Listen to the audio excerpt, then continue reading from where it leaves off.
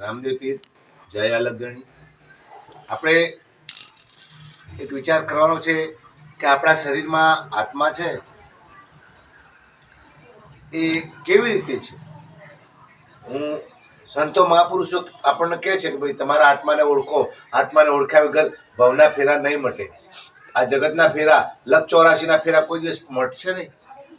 તો આત્મા ડ્રાઈ અક્ષર પ્રેમ કા પટેસો પંડિત હોય તો આ શરીરમાં આત્મા ક્યાં હશે? એક દાખલો લઈએ આપણે, ખાલી પ્રમાણ લઈએ કે આ આત્માનું એક ઘર છે, એને રહેવાનું, આને ઘર કહેવાય.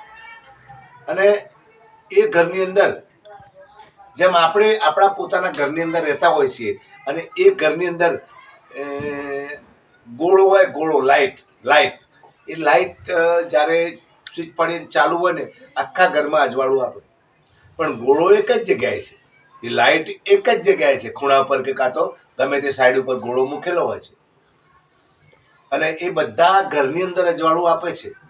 એ જ રીતે આપણા શરીરની અંદર આત્મા આખા શરીરમાં નથી, આખા શરીરમાં આપણો આત્મા નથી પાછો, પણ એની ચાવી મારે ને, જેમ ગાડીની ચાવી મારીએ અને ગાડીની અંદર એનો બધે પાવર લાગુ થાય, એમ ગોળો આખા ઘરની અંદર અજવાળું આપે છે, પણ જગ્યા એક છે એની.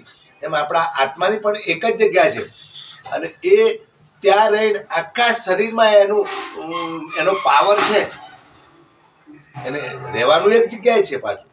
હા, એને કીધું છે સદગુરુએ, હૃદય આકાશ કીધું છે, મહદા આકાશ કીધું છે.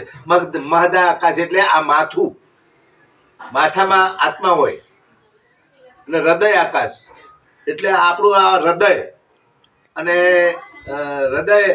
એનાથી પછી એને આવન જાવન, વચમાં આવવા જવાનો, થાક ખાવાનો.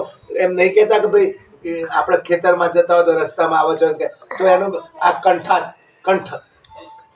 કંઠ પ્રદેશ કહેવાય.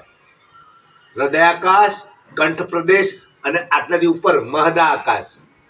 અને મહદા આકાશમાં રહી અને પરમાત્માનું ધ્યાન કરવા, હૃદયાકાશમાં રહી અને પ્રભુ ગુરુનું ધ્યાન કરવા. આ રીતે છે. સમજાય તો બરાબર છે. આ તો મારું નથી, સંતો મહાપુરુષો સદગુરુનું છે. જય અલગ, જય રામદેવ.